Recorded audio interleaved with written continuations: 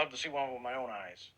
And uh, and what I meant by one is a nuts and bolts craft, right? Because in my mind, that's what I'm a technology aerospace guy. I'm thinking, okay, the craft that I can go touch and put my hands on, right? They are concerned about woo, about exactly the kind of phenomena that the Gillibrand Amendment would involve, because there's one thing to study nuts and bolts saucers in the sky, things that can be picked up on sensors, things that appear over military installations. A really good, solid reason to pursue that, right. But there's all this other stuff on the outside that comes along for the ride, whether you like it or not. Our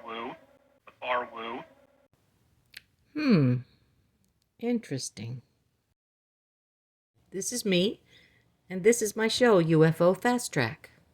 It's a great place to catch up on the latest UFO news and to meet some of its major players. So let's get started.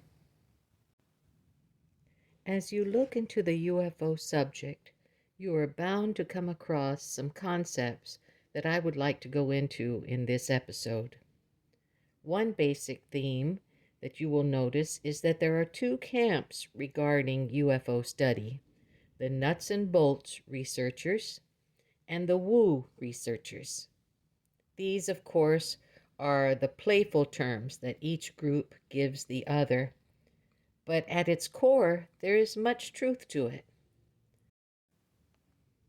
Those nuts and bolts individuals are interested in the physical, tangible aspects of the UFO phenomenon: the shapes, the speeds, marks left on the ground, radar tracks, etc. Typically, but not always, they are engineers, physicists, policemen, reporters, military. Another way to describe them is that they are very left-brained, a term used to describe logical thinkers. Now, as for the woo UFO researchers, they are generally interested in more than the craft themselves, much more. These individuals are studying the mental aspect of UFOs, the behavior of the vehicles. Are they engaging somehow with the people on the ground? Are these witnesses reporting some kind of mental communication, etc.? These researchers are typically psychologists, anthropologists, philosophers, or in many instances, experiencers themselves. An experiencer is someone who has seen or interacted with a UFO, and this is often a life-changing experience. Now, I have personally been interested in UFOs since childhood, and in my over 50 years of reading about them, attending lectures, following the UFO news closely, I can say that there has been a welcome, growing change in this dichotomy that frankly has been holding us back from progress. I am seeing a melding of the two camps and a willingness of its members to explore every facet of UFOs. Let's hear from some of them now. Retired Navy Admiral Tim Gallaudet is a perfect example of a newcomer to the UFO discussion. He demonstrates the willingness to consider all evidence without reservation.